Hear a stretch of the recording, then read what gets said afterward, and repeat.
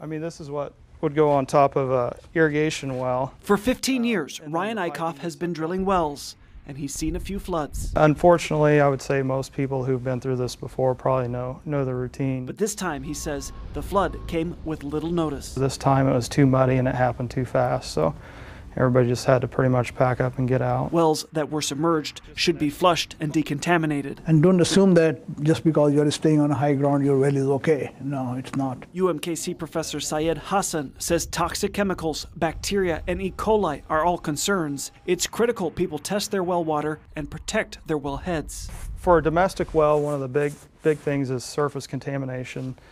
So just getting the well sealed up and having a sanitary seal at the surface is our main goal. After a flood, the best thing is to flush out the system and treat it with bleach. Once the well gets contaminated, there are ways to decontaminate it. Protecting your water is key to protecting your health. In Platte County, Brian Johnson, KMBC 9.